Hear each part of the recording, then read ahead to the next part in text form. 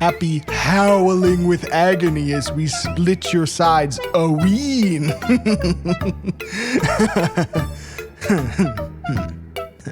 All right, are we rolling here or what? Yeah. Okay. I'm Spooky Maddie, and you're listening to Anomalous Halloween Special 2021.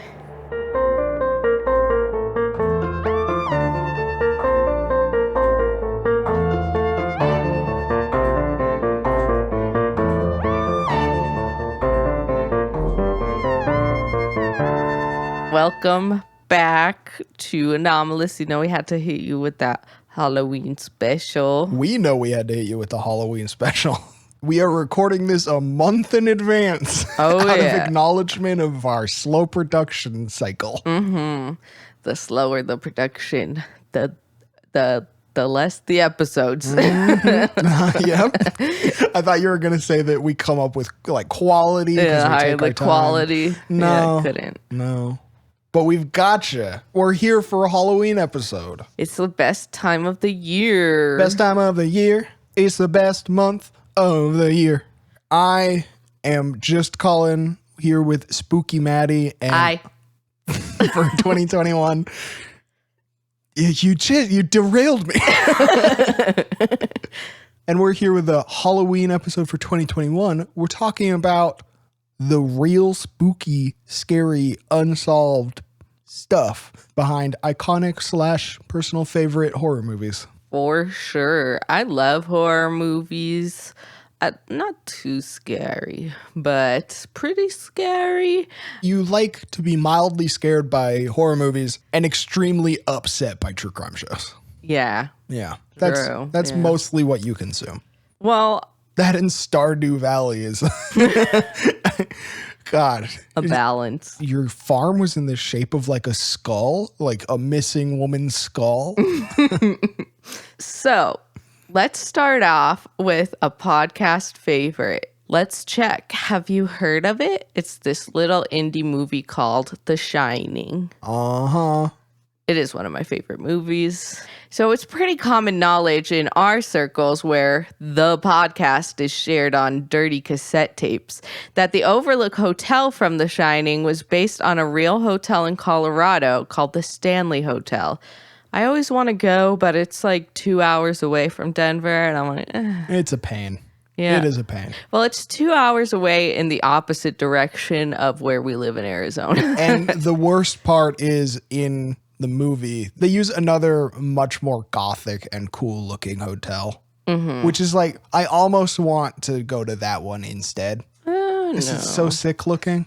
I guess, but that's where you lost me. I've always said from our first date that the first night of our honeymoon is going to be spent in the Overlook. And the next night, in hell.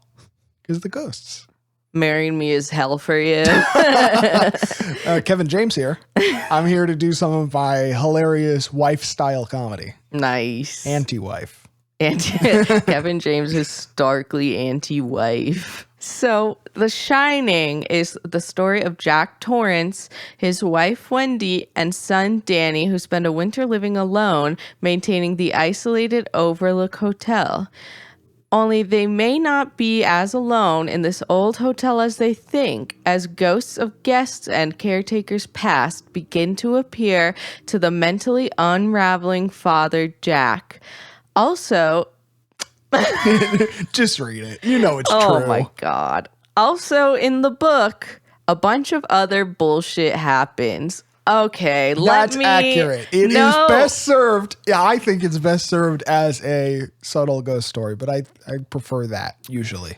Okay, yeah, let me just, for the audience, have you read the book?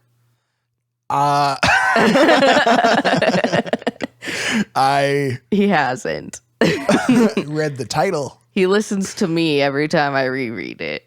I do recommend The Shining, but it is, yes, more overtly a ghost story. And that I mean, this is very common knowledge, so you may have heard that Stephen King did not like Stanley Kubrick's interpretation of The Shining at all. He really disliked it. He like signed off on another remake later on that no one gives a shit about because it's not a literal horror masterpiece. I think he may have changed his mind after it like popped off. He changed his mind in the way like you're kind of hard to talk to aunt changes her mind, where she's like, oh, okay. Yeah, you're right. No, you're right about everything. Okay. I was totally wrong. I'm wrong. I'm Okay, wrong. it happened. I'm always the wrong. devil. Yeah, that's interesting. Like I said, this is one of my favorite movies of all time. But it makes me think, because like, and we'll get into a particular Alfred Hitchcock movie that is my favorite movie of all time. You know, it's like I'm a feminist second and a Stanley Kubrick and Alfred Hitchcock fan first. You know what I'm saying? I'm into some like pretty niche directors. Yeah. Have you heard of them? It's like art school type. Yeah. If you didn't do a couple semesters at NYU working with 35 millimeter, I don't know if you'll have heard of them, but Stanley Kubrick and the other guy. Oh my God. Looks like someone needs to go back to film school. Yeah. So, you know, obviously in The Shining, the movie, you are picking up on the ambiguous ghost vibes, but it's more focused on the father kind of losing his mind, getting cabin fever. Whereas the book, it's ghosts. You're getting ghost vibes. So the author of the book, which we mentioned, Stephen King, was inspired when he stayed as the only guest in the Stanley Hotel, which is a still operating historic hotel / former tuberculosis ward built in the Rockies. When it was first established, the place was weird as fuck. And I don't think that, so it was established by like an old rich guy who moved out to Colorado because he had TB, and like the dry air would help with that. The article I read said that it cured him, which I don't think is true. But he built this place and it was half like high end, far out of town, like resort for super rich people. And then the other half was people dying of tuberculosis. Oh no. I mean, I just don't get it. Like, it's mixing two very different experiences together. Like if you had like a B&B / pig slaughtering farm, just like abject horror mixed with decadence. All right, we're getting a little controversial. I'll say it's actually better for the rich people because they love knowing how much better off they are than other people. They said the one main attraction, like they had a pool, they had a bunch of rooms. It's a huge, like 150 room hotel. But the thing that the rich people liked best is watching a man keel over and take his last coughing breaths in front of them while they ate.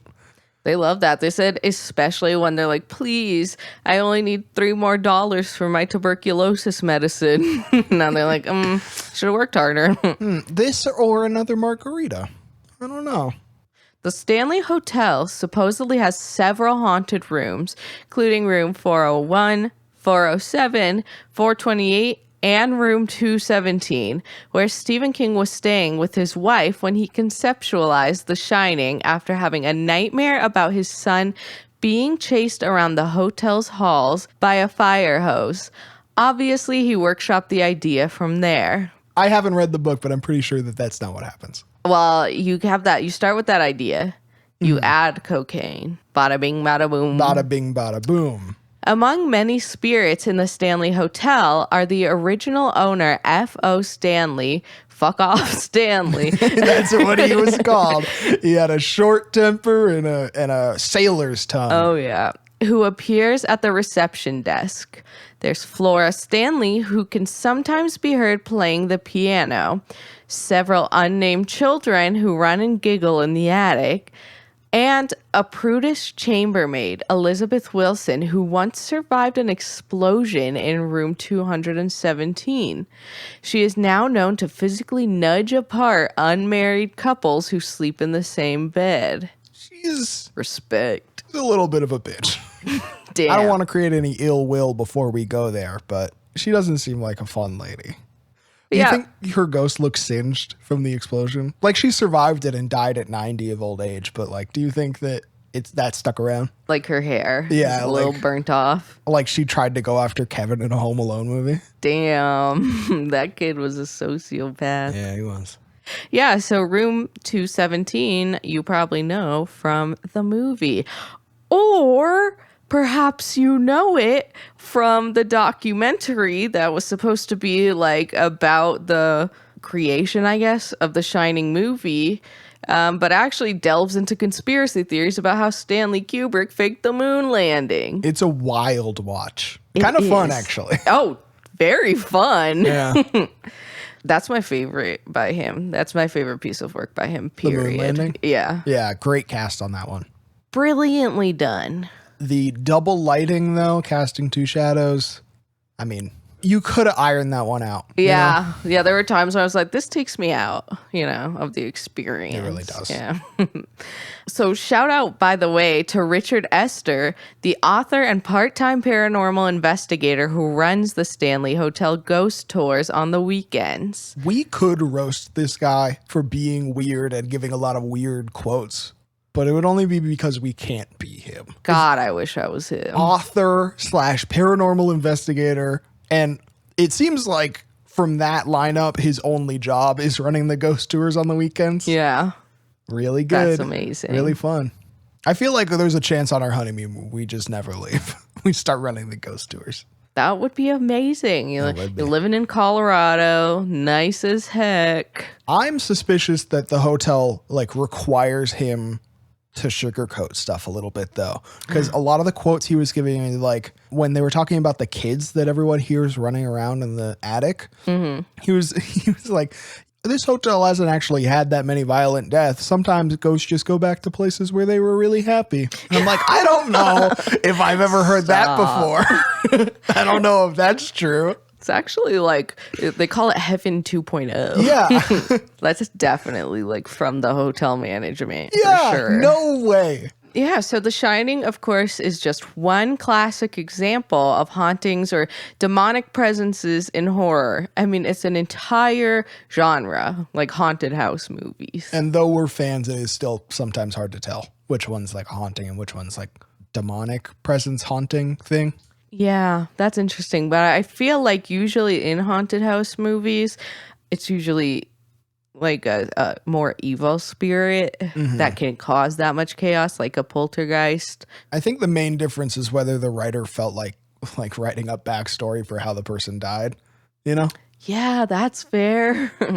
But I feel like even then they're like, well, why can this random old lady fucking throw the bed around? It's like, well, because she was controlled by a demon or something. This 7-year-old woman died in a powerlifting accident. Damn. Yeah, she was benching 8 grandkids all at once when some tragic happened. Fucking her legs gave out. Sad. Yeah. Yeah. So other examples, of course, The Conjurings. That's it. That's all you need, actually. Examples. That's the only one to watch. Okay. But another one that we would like to quickly mention is the quintessential The Exorcist. The Exorcist is about a little girl who gets possessed by a demon and kind of the entire process of exorcising her, by the priests. And it's very scary. It came out in the 70s, I believe. And yeah, it is still to this day, 50 years later, renowned as pretty much the scariest horror movie of all time. It's fucking frightening. And it's so interesting. There is so much backstory too of even on the production set, you hear stories of it being cursed. And actually, the Exorcist movie was based on a book, which is actually based on a true exorcism that happened that we now know about of a young boy named Roland Doe. Well, that is a pseudonym because he was just 13 years old and they didn't want his name released. And once the story got released, it wasn't released very publicly, but the priests who knew that the author was going to write this book said, hey, can you change the gender of the child so it doesn't get linked back to us or to this story? Also just a good scary choice. Yeah, definitely. Having the little girl be possessed by this evil demon. When we were at Spirit of Halloween earlier, did you see that mom who's bringing her little kid over and the look of terror, because she brings her over to this stand where it's a creature of death, like in a black cloak, holding up the limp body of a little girl. And it's almost an identical looking little girl just standing there watching it happen. That's rough. That would stick with her. That really made me think, like, there's no possible way that as a little tiny kid, you're like, oh, these are all fun and fake. Yeah. Like, there has to be some sort of animalistic activation in the young mind of like, so I just saw something fucked up. Mm-hmm. I don't know if I've told the story on the pod, but I think I've told you before. A few years ago, I went into Spirit Halloween and I saw a family and there was a little boy who's like, Mom, I'm scared. I'm going to get nightmares. And the mom was just like, yeah, well, all of life is a nightmare. You'll get used to it. It's like true, but I don't think you have to lay it out for a kid like that. Yeah, damn. Yeah, so if any of that interested you, and I think it did, I'm telling you it did, we will be doing a special set of episodes, 1 or 2, I don't know yet, about the true story behind The Exorcist. So stay tuned for that. Hell yeah, looking forward to it. Hell yeah. And so are you, listener. Yeah. No, seriously, like you're interested, you want to listen to it, and you're excited. Okay? Internalize that. So now we would be remiss to finish talking about hauntings without giving credit to the ghosts who got it all figured out. After all, why haunt a place or a person when there is a superior, creepier option? Big brain ghosts we're talking about here. That's right, haunted dolls. The obvious choice. Horror movies, love them. We have Child's Place, Chucky, The Boys, Brams, Annabelle's titular Annabelle, Saw's Billy the Puppet, Poltergeist's Clown, Dead Silence's Billy, Dead of Night's Hugo, and Trailer Park Boys' Conky. Conky is truly frightening. I was seriously scared. I was like, what the fuck? Why is this happening? It's because he sticks around he has like a lot of screen time. And at first you thought it was funny. And then as it continues and continues, you got more and more like upset by it. It's upsetting. Yeah. And they bring him back. He comes back from the dead like multiple times. And the horror style introduction of Conky is actually iconic. Like they have to go out into the marshes to find where they had like buried him years ago. Mm-hmm. So good. Yeah. Recommend Trailer Park Boys Canadian mockumentary comedy series. Good stuff. But yeah, I mean, clearly from what we mentioned, there is a long tradition of terrifying dolls in film. So we don't even need to tell longtime listeners that real haunted dolls do exist. In one of Just Cullen's personal favorite episodes, we covered Robert the Doll, one of the oldest surviving examples of a haunted doll. It's a great episode, episode 4. Check it out. Old Mike's same quality Maddie and Colin. Oh, yeah. Other big players in the Haunted Doll League include Okiku, the Japanese doll with growing hair who's haunted by a little girl. That's so terrifying. Yeah, it's not great. I hate that. The doll was originally bought by a boy for his little sister, and then she died, and then the doll started moving around, and its hair grows. That particular detail of the hair growing. Yeah, oh my God. There's a monk in the temple where it's like kept that trims his hair. Stop, I'm seriously scared. So we also have Mandy, the Canadian haunted doll, who unfortunately is best known for spawning a crappy movie. Yeah, that's unfortunate. I mean, Robert the Doll's not doing much better on that, but he's fun and cool. Oh, yeah. He's a good guy. Yeah. Definitely recommend listening to our episode and, listening up on Robert the Doll. All respect to Robert the Doll. Gotta respect him. He's a friend of ours, and God, I hope we're friends of his. I pray. Something that Cullen forgot to mention because of his massive disrespect for all things Warrens is, of course, the real-life Annabelle, which is a Raggedy Ann doll that is haunted, and It's locked up now. The Warrens were on the case. With my faith in the Warrens being at the level it's at, all I'm willing to say is it is, in fact, a Raggedy Ann doll. Damn. Yep. If we're talking about, we're talking about horror movies. I don't know if this is true, but my heart is telling me that I would be more scared of the Annabelle franchise if it was like a Raggedy Ann doll. If it wasn't like obviously a fucking like zombie doll. Yeah. Yeah, it's too much. Yeah, definitely. So yeah, haunted dolls. That idea is like so quintessential. It's human nature, baby. The first story, I think, called The Sandman or something like that, came out in like the 1800s based around like automaton, like the writing boy who could write like a letter if you programmed all the cogs in him correctly. Mm-hmm. Yeah, instantly started thinking of them being haunted, like actually living, especially when we're not looking. And then I think the first appearance in film, which I watched the short of, and it's really good, is Dead of Night, which came out in 1945. And that's about a ventriloquist and his dummy. And if we could get a horror movie where Jeff Dunham's puppets come to life and murder him, I would. Oh, well, yeah. I mean, that's the best possible movie for him. But like, don't cast Jeff Dunham and don't give him any of the like royalties. No, I think that we do have to cast him because there's going to be a 45-minute. You know how every Marvel movie ends in like a 45-minute fight? Yeah. It's going to be a 45-minute kill. Damn. Like, imagine the end of the movie Chucky, but they're not like narrowly escaping. I actually had a haunted Annabelle doll, like a haunted Raggedy Ann doll, who was so mischievous that she wanted to get me in trouble for making her kiss Raggedy Andy, and my mom seeing it. She wanted to get you in trouble by making you do that, and you didn't just want to make your dolls kiss? Yeah. Yeah. Yep. Haunted. That's funny because it's so in disagreement with everything I know about you. No. I'm sure Cullen hates that this has opened the door for me to talk about James Wan. Yep.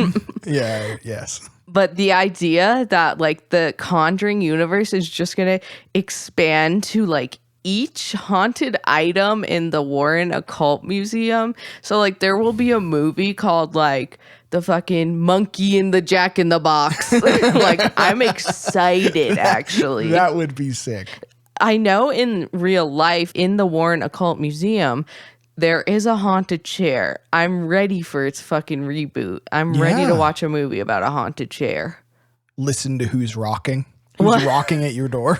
Damn. Let the right cheek in. Yeah, very good. Oh, yeah. Now, let's take a hard left turn. Invasion of the Body Snatchers. Hell yeah. Snatched. So, this is a straight up and down horror classic about a town whose inhabitants are slowly and quietly replaced by near perfect replicas grown in alien plant pods. The replacements are unfeeling and relentless with the simple goal of world domination. Both the 1956 and 1978 movies are pretty damn iconic, but even beyond them, the idea that humans are being quietly replaced with unfeeling alien creatures is a cornerstone of science fiction, and unfortunately, it blurs into real life. We're seeing more and more of it. It's called social media. Wow. Wow. Very good. If you haven't heard about the reptilian humanoids that are supposedly replacing key world leaders, honestly, I'm worried that you're living under a literal rock in order to regulate the temperature of your cold-blooded body. What are you? Who are you? You can't be ignorant to this conspiracy. You're part of it. Pick any politician or celebrity or any other member of the Illuminati wink, and someone somewhere has an iPhone recording of a VHS tape of a C-SPAN broadcast that reveals the cracks in their reptile replacement facade. I've seen the videos. I can attest to this. And you know what? The reptilians might not even be our biggest fucking problem. They really might not. I love bad bitches. That's my motherfucking problem. That's your problem, but the world's problem is Justin Bieber was replaced by a reptile. I was sitting there watching a YouTube video that was like TikTok conspiracies, and they were talking about reptilian people, and I was just sitting there enjoying my goddamn like fucking Taco Bell, enjoying watching this, and Colin comes and sits down and he's like, you know that this is actually because of like errors in the videotape processing, and then he made me watch. I made you watch like a 10-minute video talking about how videos are compressed. Yeah. Yeah, it's interesting. It's interesting. It was interesting, but it's like, damn, can't a bitch have anything in this house? I like to remove magic from stuff. Oh yeah, he loves killing magic. If I was a medieval person, my entire business would be like, you bring me an enchanted object, I'll just give you the object back. And all of the mystery and wonder in your world will slowly reduce itself by that amount. His goose lays a golden egg and you're like, gross. Kill the goose, eat the goose. Yeah, that goose looking pretty tasty. Oh, I knew gooses were pieces of shit, but now they won't even give us eggs. Damn. Some other lines of thought say that the powerful aren't being replaced, but they're actually integrating with the alien forces, creating alien-human hybrids. Boy, do they talk about that a lot in Ancient Aliens. And it's like, it's so much. Yeah, so much. And it's like, okay, you just revealed what I already knew to be true, which is you have an alien fetish. Well, what you have to understand is these pyramids you see here, brown people couldn't have done it. They have to be mixed with some sort of, I don't know, white alien. It's literally like, yeah, I don't think brown people could make something that white people couldn't. So there must be aliens. And if there are aliens, therefore I will fuck them. That's literally what they are. Oh my God. There's literally like 5 episodes in a row that are about alien human hybrids. Yeah, I walked in. You were watching one about how to hit the alien's G-spot. Oh, yeah.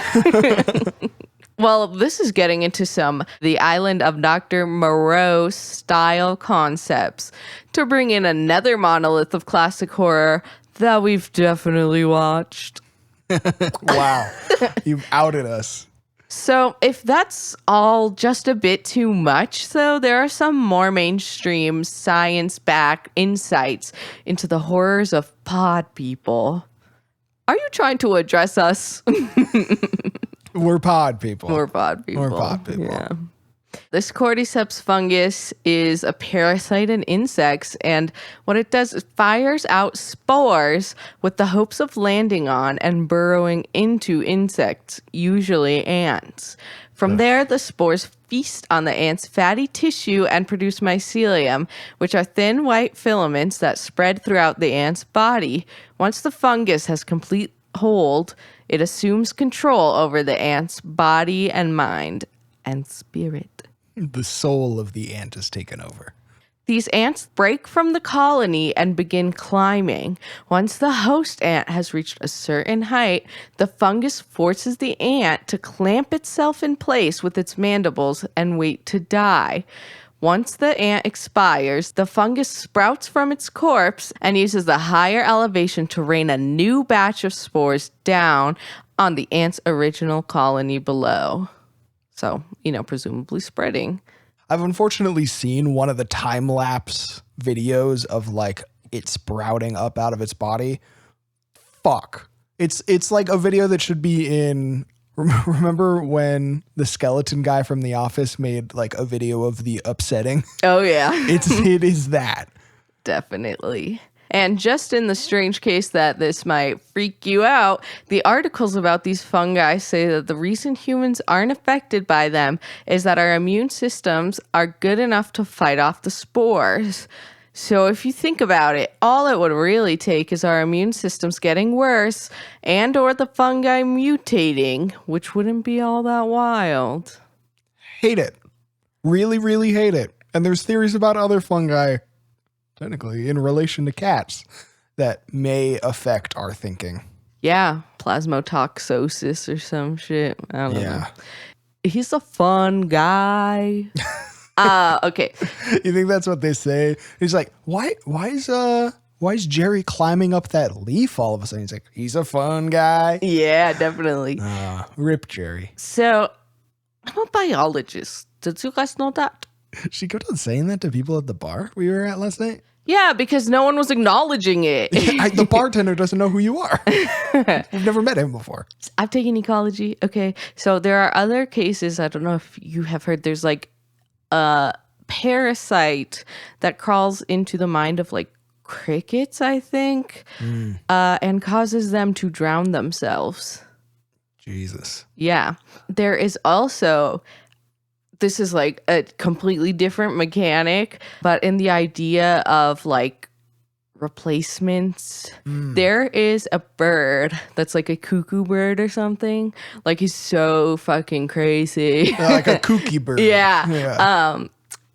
That it's like couldn't give a fuck to make its own nests, and it only lays one egg at a time instead of like a brood or whatever. So it will go to a nest of a particular bird, like a little bluebird or something. There's a particular species, kick one of its eggs out and then put its own egg in, and then the fucking bird raises this monster son as its own. And the son is, so like these birds are much bigger than the babies that they're like assimilating into. So they take like all the food, they kill its adopted brothers and sisters.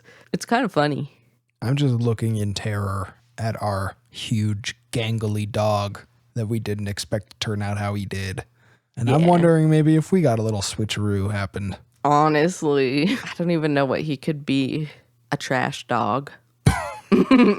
Not a junkyard dog in the normal sense. He's like a junkyard dog, but he's supposed to be in the junk. He's like one of the junk. He is a junk space yard dog. Very good. Yes. Amazingly, we're still not quite done talking about body snatchers. And if you know me, I'm never done talking about how my body and my waist is snatched. There's one body snatcher in the traditional sense we know was real for sure. Can you guess? I can guess. I wrote it down. The audience. Oh. Is this being recorded? Okay, another hint. The central movie here is my Spooky Maddie's favorite. Psycho. Psycho. My favorite movie of all time. Hell yeah. Now we're going to talk about good old Eddie Gein. I want to get something off my chest before we start this little segment on Ed Gein. So Cullen and I went to high school together, and then we started dating at the end of college. So there was a gap where we didn't talk or anything, but we both had really stringent relationship things where we were like, we need our partner to have a bachelor's. Yeah, definitely. It's uneducated much? Yeah. But we had mutual friends. One time in the middle of college, it might have been my freshman or sophomore year, I was over at your house hanging out with your friends, your core group of friends. I'm sorry about that. Yeah, of course, it was terrible. And you guys were fucking talking about interior design or something. And I said, oh, the fucking nipple lamp or nipple belt that Ed Gein made. And I just started talking about Ed Gein. Mm-hmm. And you guys were like, what the fuck? What's a nipple belt? And now you guys are Ed Gein lovers. God. I can tell you for real, at the time when you said nipple belt, I thought it was a new way of keeping up really high-waisted pants. And that's not a bit.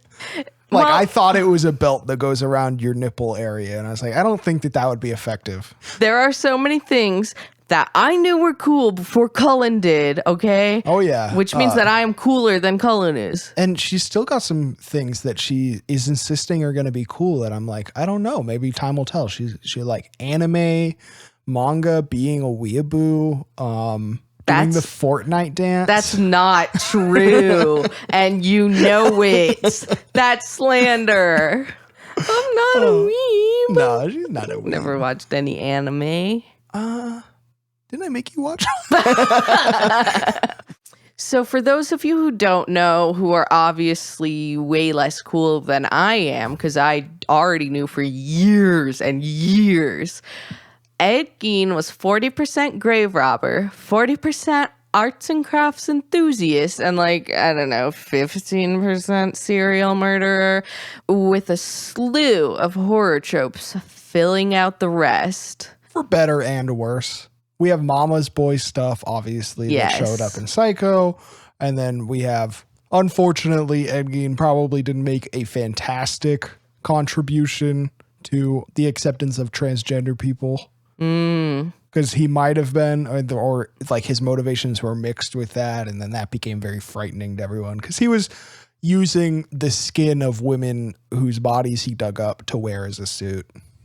Right. And of course, we're going to get into clearly he inspired all these movies in Psycho, but definitely classic mommy issues. He pretty much set the standard.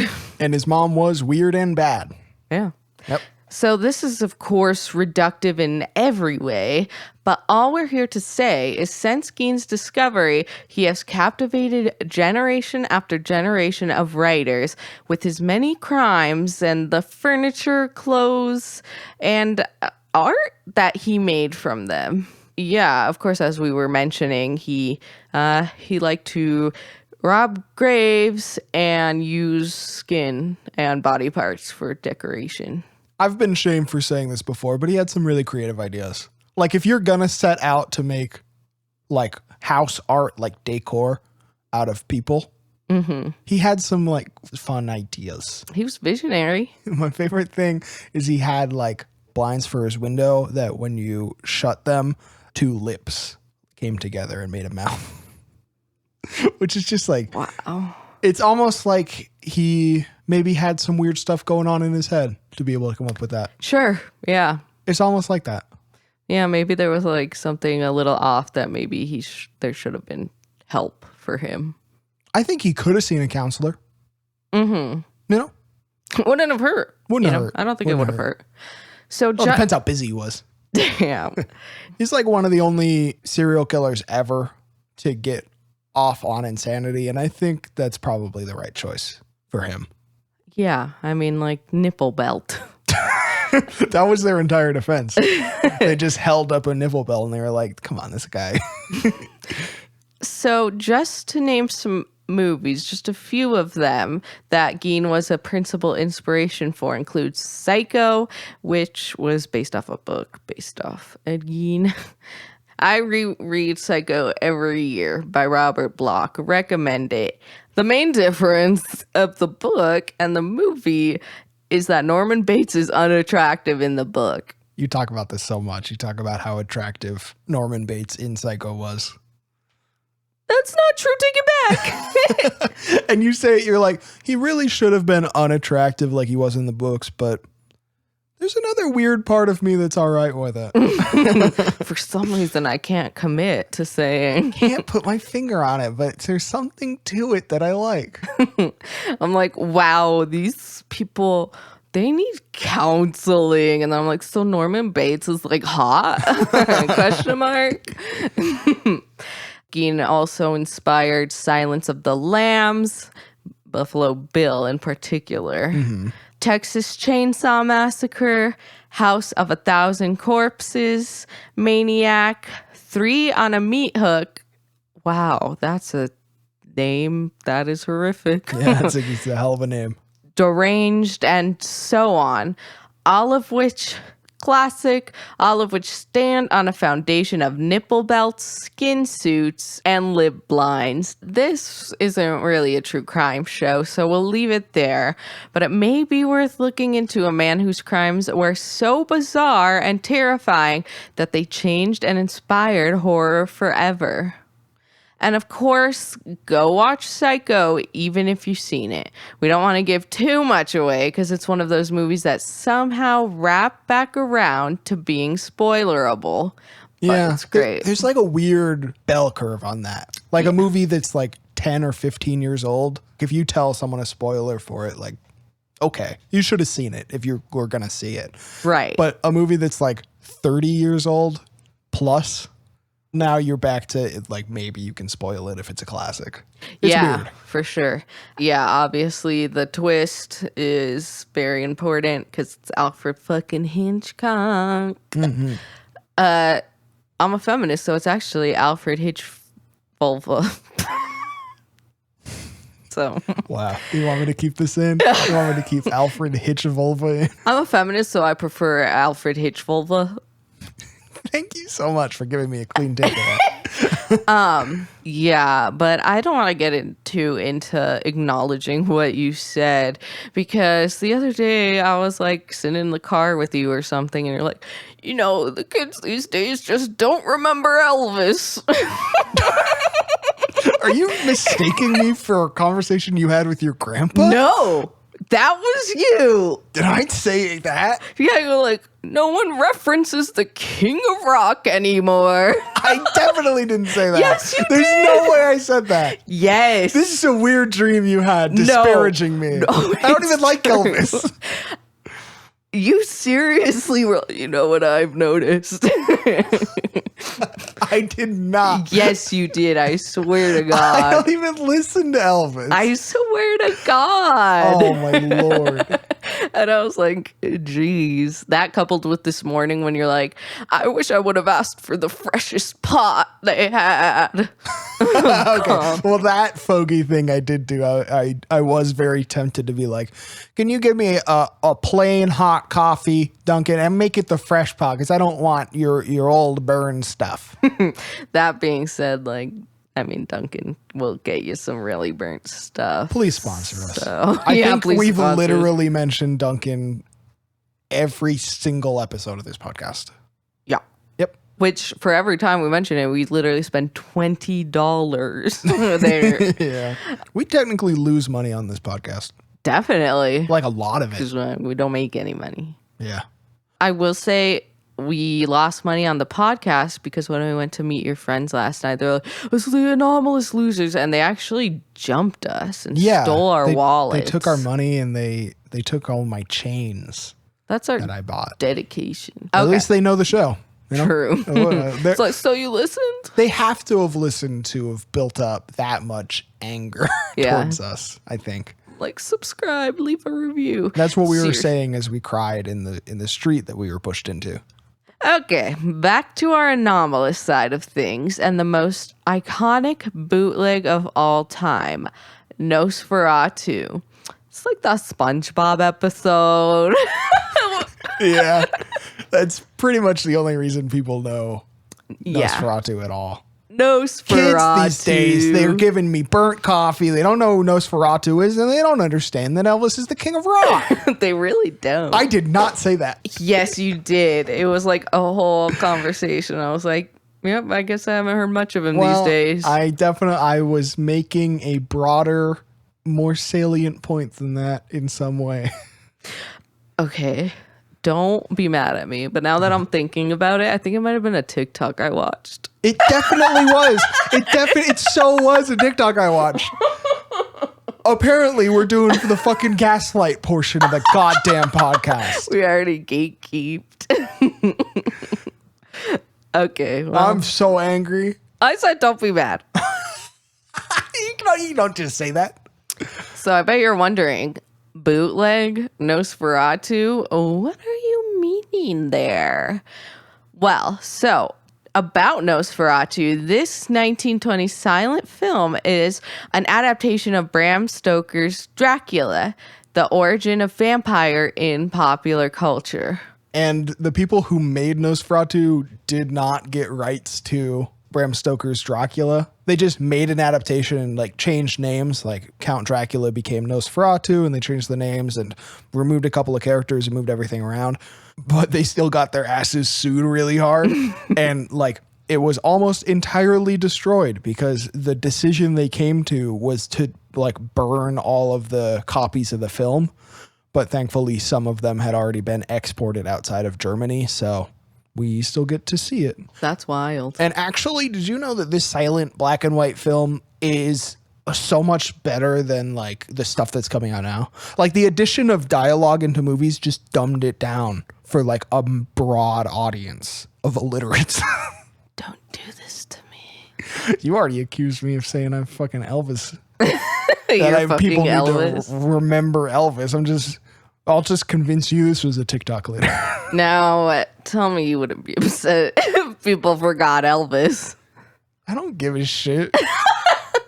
How about fuck Elvis? Maybe remember some of the blues players that had better music that came before him that he stole everything from. And who probably didn't marry like a 16-year-old. Yeah, probably not. Anyways, of course, vampires far predate both Nosferatu and Dracula. Legends of the blood-drinking living dead have circulated around Europe since at least the Middle Ages. The character Count Dracula was actually based off of Vlad Dracula, aka Vlad the Impaler, who ruled in Romania in the mid-1400s. Legend says the brutal Vlad drank the blood of those he killed, and, more strangely, dipped his beard in it. Odd choice. Weird. And he would do it at a feast. That's not the end of the night, you know?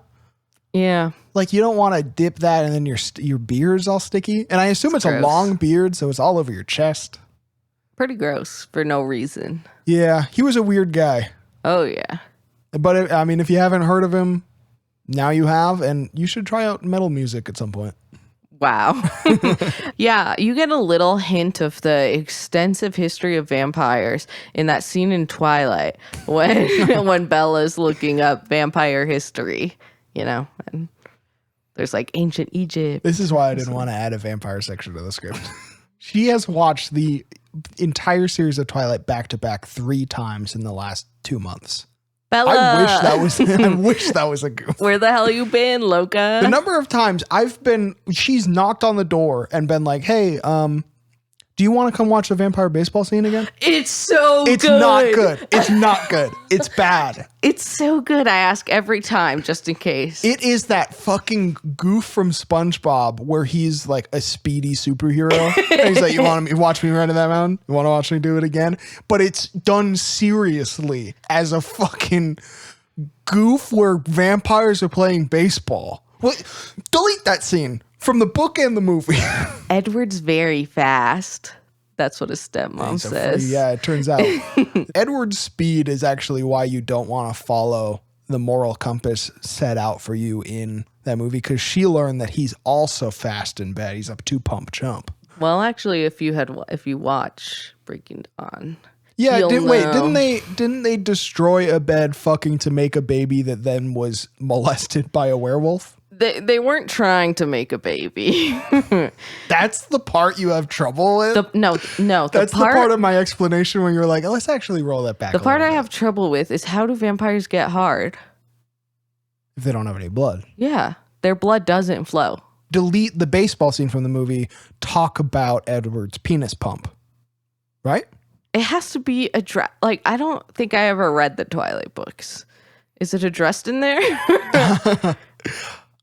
I don't know. Did his stepsister, Alice, I guess foster sister, I hate that we're talking about this on the podcast. buy him a cock ring for his... You still have to have some blood get in there.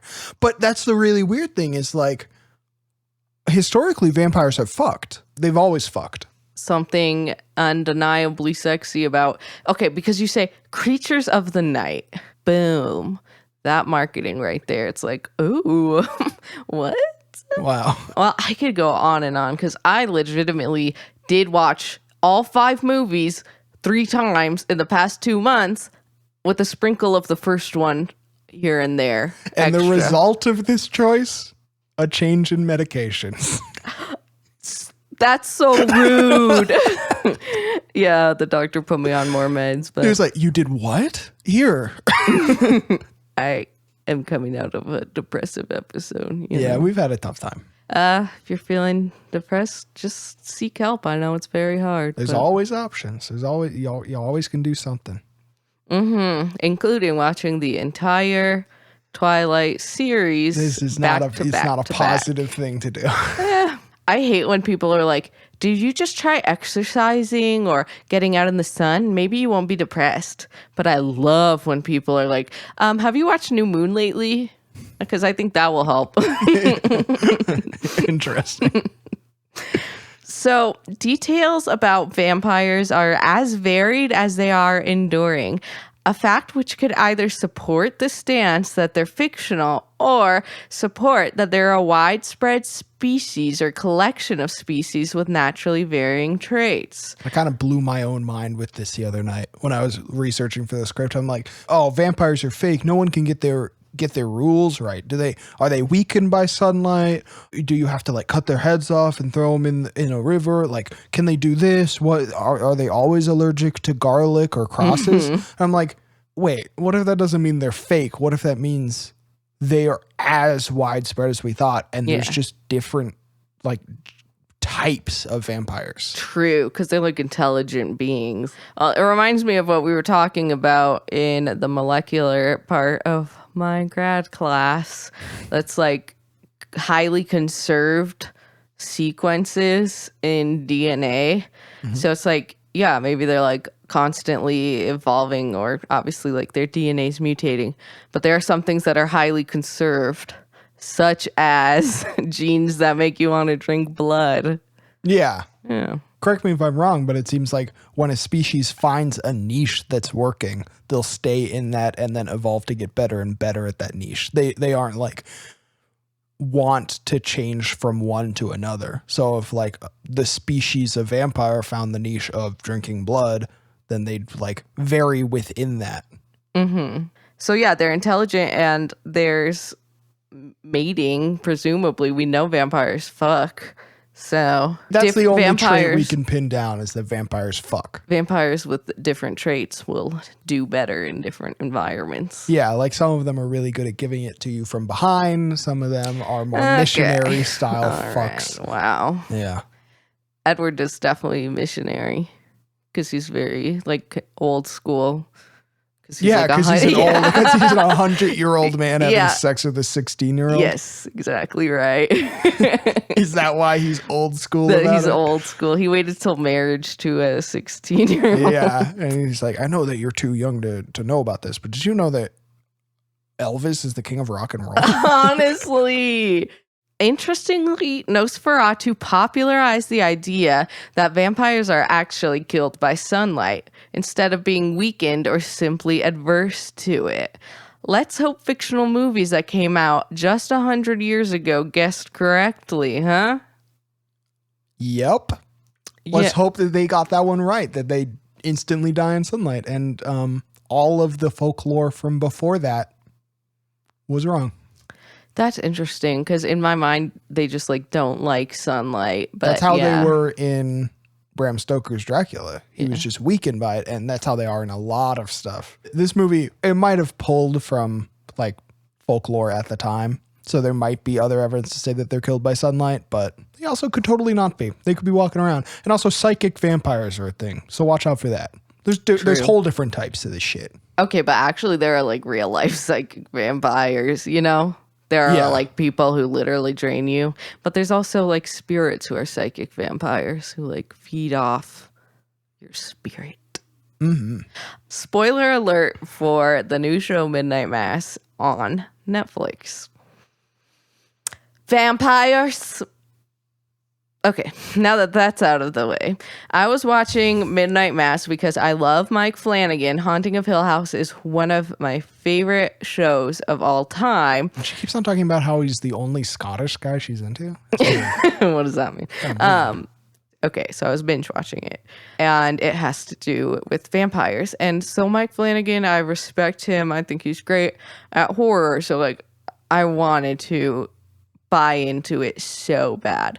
I wanted to like really get unsettled, and I was until they brought an actual vampire on the screen. Yeah. Like for an extended period of time. This brought up a discussion that we wanted to re-bring to the podcast because we talked about it a lot.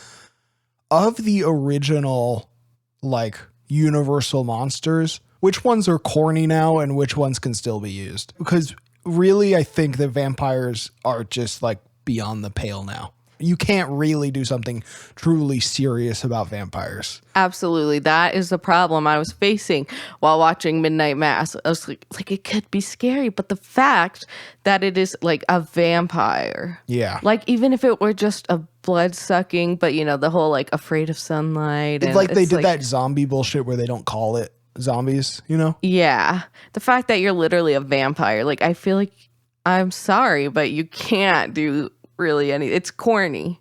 Unfortunately, you're kind of on both sides of this issue, though, because vampires died at the hands of people who would watch all 5 Twilight movies back to back to back.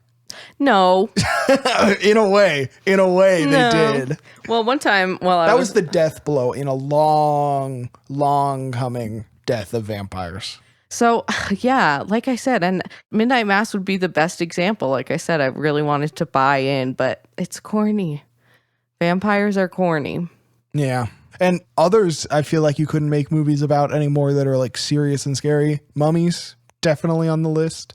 Werewolves are in like a weird medium sort of thing. Like if you do a gritty, and call it lycanthropy, I feel like you can still get away with it. Well, it can't be like a wolf. Like, it has to be different. Werewolves are definitely corny. Yeah, but they're not quite where like mummies and vampires are, where like it's virtually impossible to do it, Yeah, Frankenstein's monsters. I feel like that one is too specific to itself, Like you can't really do a Frankenstein-esque thing, I think the closest thing would be zombies, I suppose. But that's the issue, going too close to what the public knows as like, oh, these like monster traits, like scared of garlic.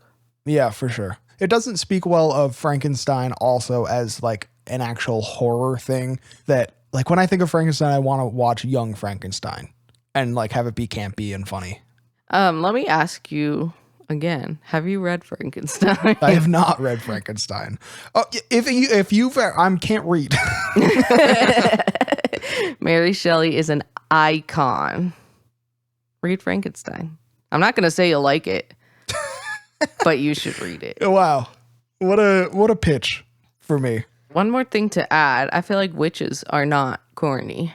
That's where I think your theory applies like fully is if you get too close to like the old school aspects, like pointy hat, broom, blah, blah, blah.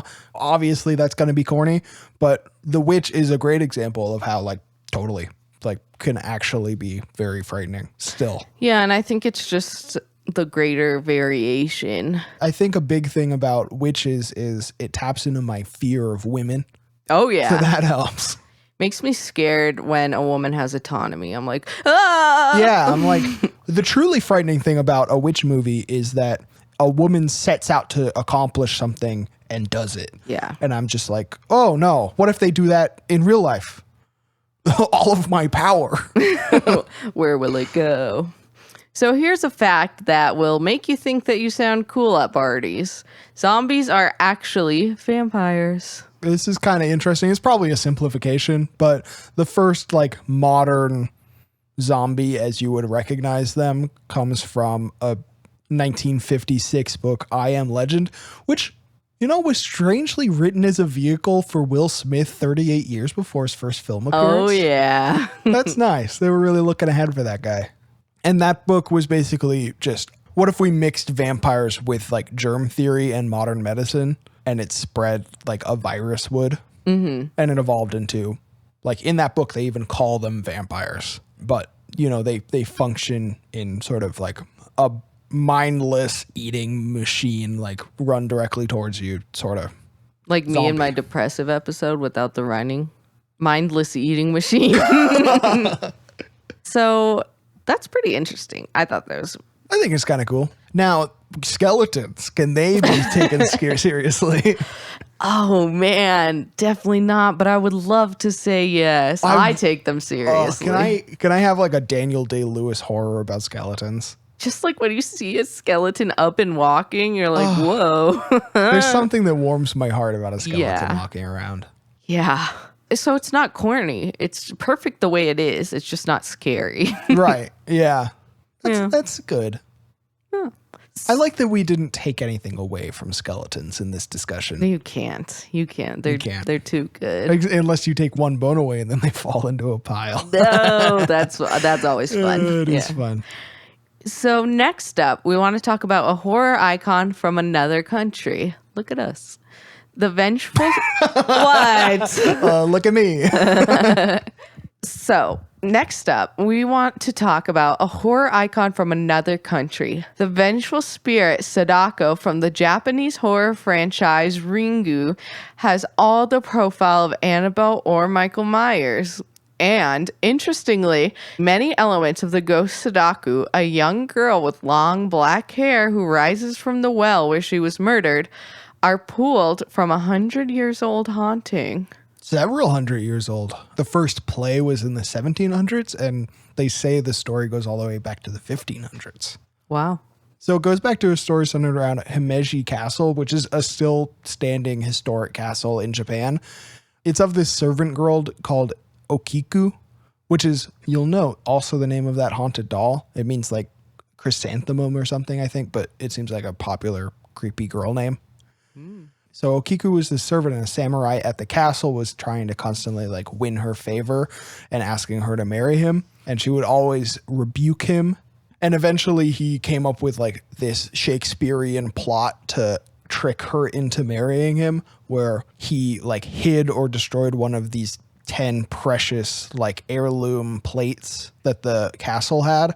And he made her think that she had lost it. And she was freaking out. And basically went and he said, I'll forgive you for losing this plate if you marry me. And she still was like, no, I don't think so. And the samurai like flew into a rage and murdered her and threw her into the well that is also still there at the castle. In there, her spirit like got angrier and more powerful, and it would scream at the samurai counting up to 9 and like come out of the well and torment him and shriek, having not been able to find the 10th plate. And then the spirit was dispelled when one of the people screamed 10 when she got up to 9.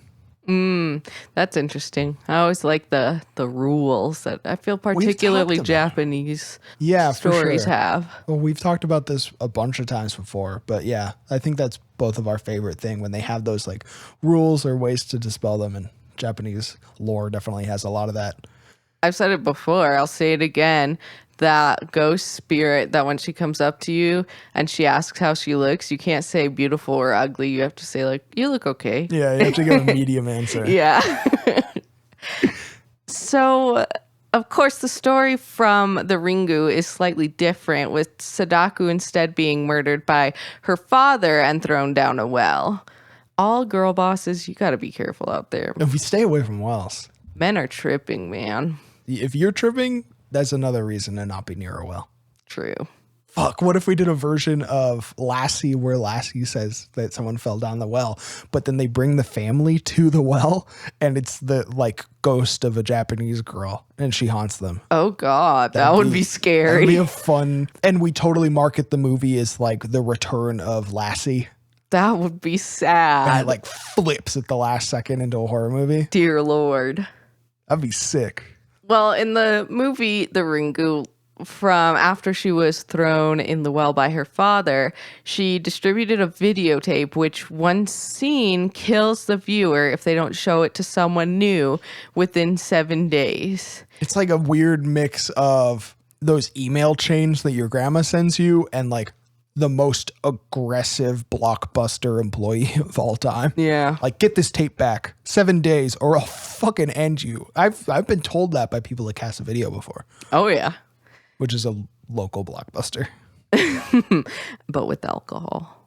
Oh, they added booze in recently and it was a good choice. So the Ringu, the most terrifying. I haven't seen it and I will not watch it.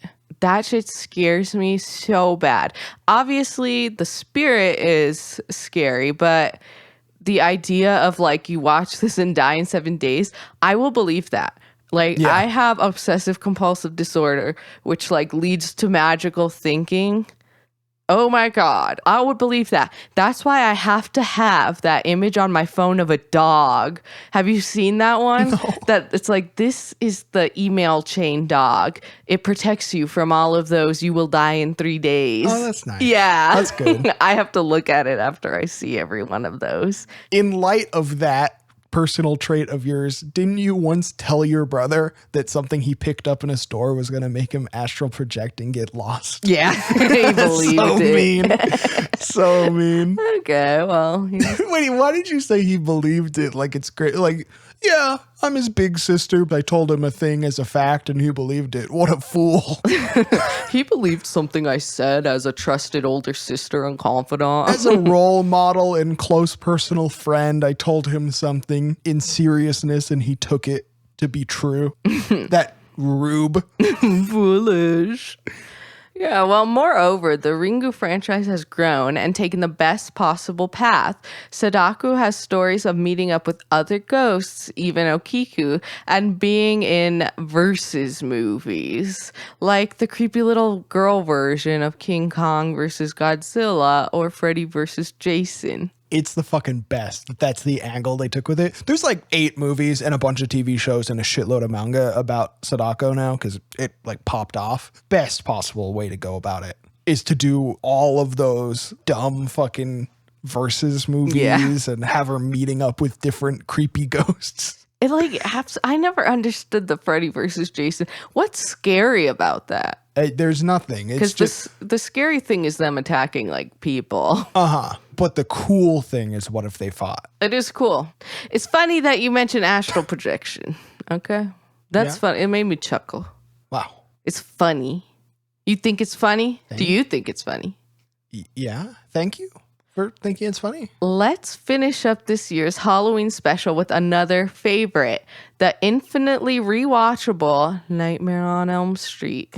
Beautiful movie. Nightmare on Elm Street was one of the only movies we got to watch last Halloween.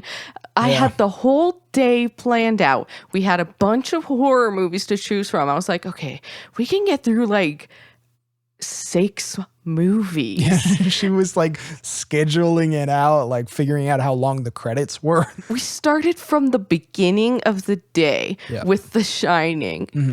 It took us like 10 hours to get through The Shining. Do you remember that? First of all, we had to set up your Xbox because it was only on DVD. I had the DVD. And then our dog knocked over the Xbox. It popped my copy of The Shining out, scratching it. Yeah, scratched it real bad. So it's like, when DVDs get scratched, they like buffer. They like skip or just pause. So it was many hours of just, we would watch like 25 seconds at a time. It was the most suspenseful version of that movie I've Director's cut. Creature's cut. Creature was like, you know what? This could really use like a little bit more time sitting in the ambiance of the horror. Yeah. So we only watched 3 movies that night. But Nightmare on Elm Street was one of them. Yeah. And it's great. This Halloween, we'll watch way more. Halloween's the day that we're going to recover from the sick party we throw and just force a shit ton of horror movies into our hungover brains. And if you're watching any of these movies, if we inspired you, tag us. Take a photo. We'll put it on a story or something. That'd be sick. I think it's the best time ever. You should be watching some horror movies if you like that, if that's your thing. Yeah, and tag us. And I promise I won't say, I was safe or no tag backs. That's a little school ground humor for you. A little schoolyard humor. Mm-hmm. Come to our party, we'll give you a swirly. That's a little school ground humor. Well, don't threaten our fucking party. Hey, I'll fucking give them a swirly. It's my house. It's my house. So do you, obviously, the creator and director of Nightmare on Elm Street, Wes Craven, an icon. Do you want to tell the audience where Wes Craven got his particular inspiration? I'm going to be frank with you. This one's a little bit of a bummer. So when Wes Craven got the idea for Freddy, who you should know is a dream-walking serial killer. Child killer, particularly. He got the idea because he saw a set of articles from the LA Times about refugees that had come from Laos in the 70s who like showed up and were so traumatized that they like refused to sleep, and they like wouldn't really explain why. And also they started to die off, probably out of, you know, their horrible situation, and also not sleeping is really bad for you. So yeah, that was the direct inspiration. But like we've been going through with all these, there are some real monsters out there, some real mythology to back up the idea of like a dream walker. Right. Yeah, that was depressing. But I'm just going to take that section and to liven it up, it's just going to be a chorus of slide whistles. Oh, yeah. Yeah. So the idea of kind of something coming to you while you're sleeping, coming through a dream, is a widespread idea that there's been much mythology surrounding. I mean, just think of Sigmund Freud's On the Interpretation of Dreams. Like, we've always been fascinated with that type of stuff, with dreaming. Or think about the literally never-ending list of nightmares that Maddie tells me about every morning. Yep, that's true. They go from bizarre to horrific to just like kind of mean in a subtle way. Yeah, it's kind of, now that I think about it, it's like not the best way to start your day. Well, strangely, the one from the other night you described, you didn't say was a nightmare. The one where you woke, I was trying to wake up to get to work and I heard you there and you went, oh. And I was like, what could that sound have been? I woke you up and you were like, oh, that's really weird. I mean, that sound, in my dream, I was driving a car and I hit a guy. All right, we don't know. We forget our dreams, you know what I'm saying? Yeah. Yeah, I don't think you forgot it. You had a lot of details about how you were chuckling after hitting a guy No. in your car. Yeah, I'll wake up but to be fair, it's like Cullen's day has already started by a few hours. Yes. And I'll be like, hey, good morning. I had a dream that 57 innocents were brutally murdered. Mm-hmm. So how's that for your morning? So two like dreamy, sleepy monsters would be succubus and incubus. So a succubus is a female demon that appears to men while they sleep and has sex with them. And an incubus is a male demon that comes to women when they sleep and has sex with them. And I would guess that there's some mix and match depending on who you are. Oh, yeah, definitely. That reminds me, Anna Nicole Smith literally had sex with a ghost multiple times. Huh. But yeah, it's kind of the idea of like, what? You're just going to say that? Move on? I mean, what do I say? I believe her. I do. Rest in peace. Yeah, so the idea of like interacting through things when you're asleep. So like that, many people believe that in dreams we have more access to like a spiritual realm, particularly to an astral plane via astral projection. So astral projection, it's basically what people who believe in this believe is that you have like an astral body, which is pretty much like your soul, like the same idea. Yeah. And when you're asleep, if you are particularly, I think it's enhanced if you are more like psychic, like if you have more connection to the spirit realm, or if you consciously are into like lucid dreaming, or you meditate a lot, your astral body will leave your physical body, right, and travel along the astral plane, which is like similar to like a fourth dimension. Wait, sixth dimension? One of them. How many dimensions do we have? I think it's 11. To the 12th dimension. Whoa. Yeah.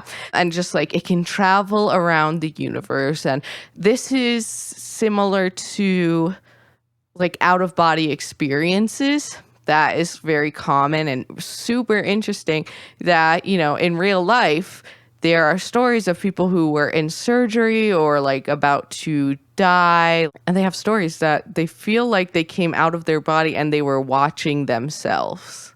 Yeah. And I think the interesting thing is it's kind of a two-way street. You know, other things from that have access to that astral plane are more able to access like you. Right. Yeah, it's very interesting. Like a lot of people in a lot of different cultures believe that when you are in that state of unconsciousness and dreaming, that is like a connection to more of like a spiritual plane. Could it be that Freddy Krueger is interacting with these kids like in the astral plane? Which is He's more of an astral or non-corporeal being that has access to them than even in some haunting cases, those ghosts, which are like non-corporeal, seem to have some access to whatever plane we're tied more into while we're asleep, because people in dreams can be affected or contacted by those ghosts through their dreams or while they're sleeping. Right. And this is also an idea that is the basis of the movie Insidious, iconic James Wan. That is a good movie. I think it's a good James Wan did make a good, Insidious is good. And Saw. You made Saw. Saw's good. Sock on these nuts. The podcast is over. No. It's been anomalous. Yeah. So the movie Insidious involves a little boy being trapped in the astral realm, pretty much in the dream world, where, like we said earlier, there's a closer connection to different spiritual beings, different entities that we can't necessarily interact with or perceive in just our regular world. Right. Before I even saw Insidious, that is something very interesting. A lot of people who are like, you know, spiritualists or esoterics, they say like you have to be careful because you're exposing yourself to different entities, but also because you don't want your spirit, your astral body to become lost, to become stuck on the astral plane. And that is terrifying to me. And it was terrifying to my brother. And that's why I told him that he would forcefully astral project because he touched a crystal at the crystal store. Poor kid. But, you know, there are benefits to astral projecting. There's no better way to suck your own dick. I knew you were going to say, I instantly knew you were going to say that. There's no better way to get outside of your body and fucking give yourself the spin cycle 3000. Or you can just have a lot of mental illness and trauma and you'll always feel like you're out of your body and not a person. Different strokes for different folks.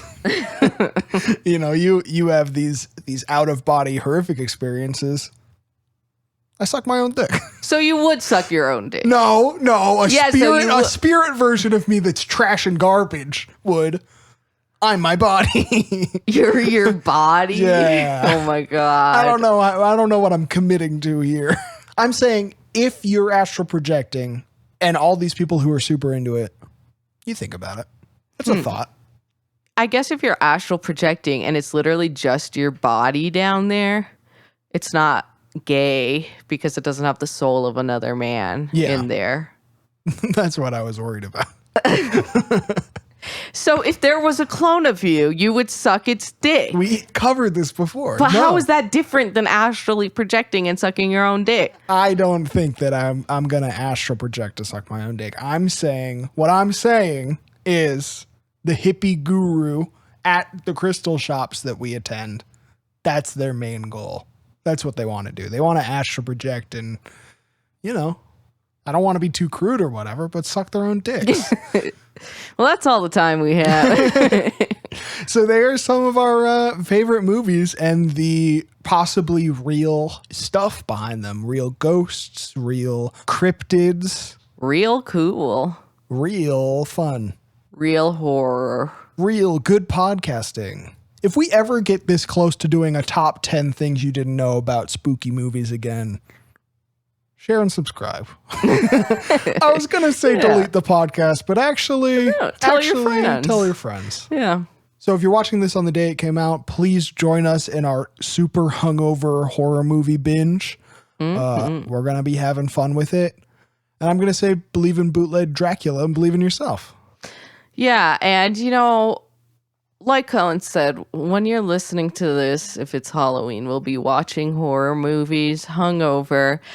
And I just know it's going to be extra hard for me to repress all the special feelings I get when Jack Torrance is on the screen.